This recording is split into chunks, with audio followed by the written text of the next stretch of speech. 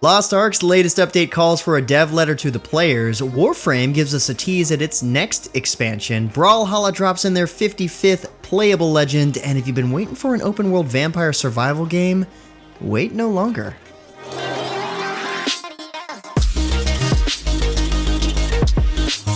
What's good, everyone? James Blonde here with your weekly recap for gaming news and announcements for the week of March 18th, 2022. And starting at the news this week, Level Infinite and Hada Studio have announced that Tower of Fantasy, their self-described shared open-world RPG, will be launching on PC and mobile this year. Tower of Fantasy has been compared a bit to Genshin Impact, but with more of an anime sci-fi feel to it, so you might want to keep your eye out on this one.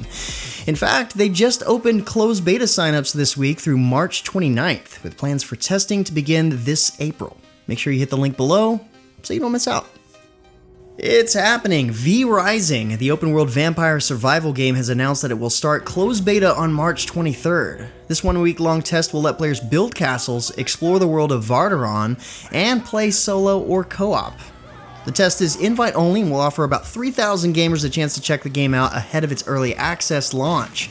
Unfortunately, this is all under NDA right now, so don't expect to see much revealed just yet. But another test is planned for April, so keep an eye out on your email. In other news, Lost Ark released its March update this past week, titled Hunt for the Guardian Slayer.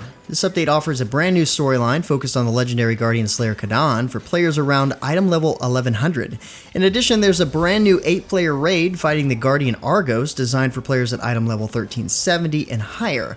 Of course, no update would be complete without bug fixes and tweaks, and there's also a special Grand Prix event ongoing for a limited time.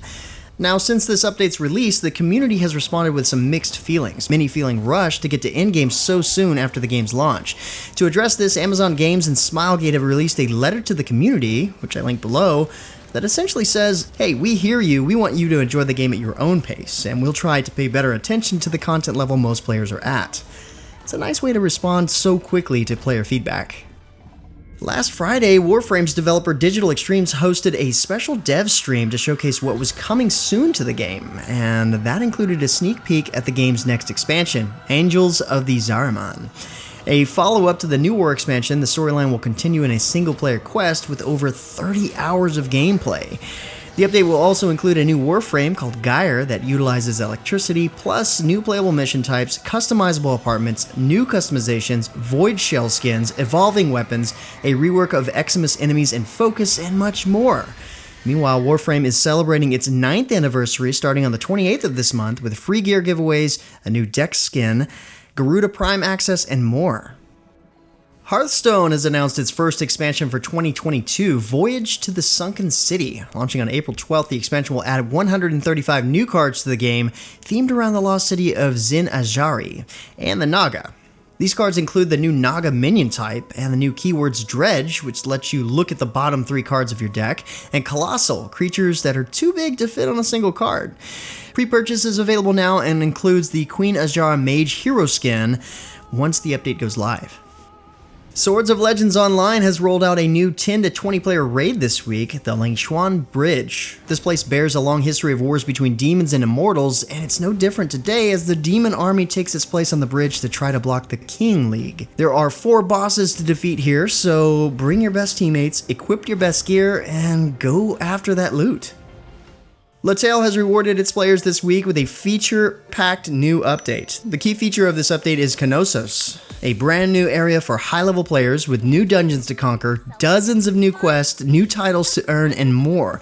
But also in this new update is a beauty collection system, a rework of the auction house, new music skills, and much more in terms of improvements and balance changes. Hit the patch notes linked below if you want to see everything new. Star Trek Online's 25th season update, Shadows Advance, has now made its way to console. PlayStation and Xbox players can now experience a new storyline in the Mirror universe featuring Marshall, Janeway, Captain Killy, and Admiral Lita. A new challenging task force operation designed for a team of 5 also awaits. The update also includes the game's anniversary event, which rewards the T6 Jarek Alliance carrier. And speaking of anniversaries, EverQuest is celebrating its 23rd anniversary this month, and that means special events for its loyal players. This year, the game will feature 3 new quests, a new mission, and even a new raid, the Mad Emperor. Of course, there is also returning events for players, bringing back previous anniversary quests, the Platinum Anniversary Cake, and more. Just visit the Mechanical Fortune Teller and Plane of Knowledge to find out more about these, and enjoy the celebrations until May 10th.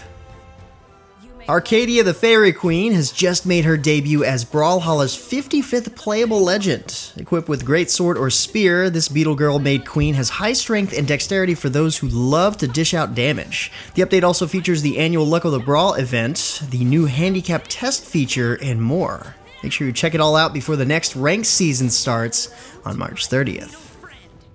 Conqueror's Blade has launched its latest season, called Paragons. This seasonal update takes its inspiration from medieval France, the 100 Years' War, and Joan of Arc. 3 new units can be found on the battlefield this season, with the Alchemists, who can heal their allies and deploy explosives, Banner Guards, who carry flags to boost other units on the field, and Chevaliers, powerful cavalry knights. There's also a new map, La Grande Galore, and of course, a seasonal battle pass to earn those limited time awards. And finally, let's have a look at this week's free game on the Epic Games Store. It's In Sound Mind. This is a first-person psychological horror that has you exploring the darkest part of yourself while completing puzzles, battling bosses, and thinking about mental health issues. Definitely good for fans of horror.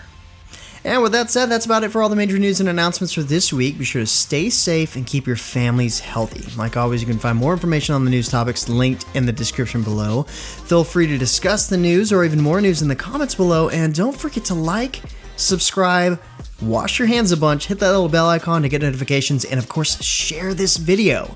But until next time, guys, that's going to be it for me. I'm James Blonde. See you out there, gamers.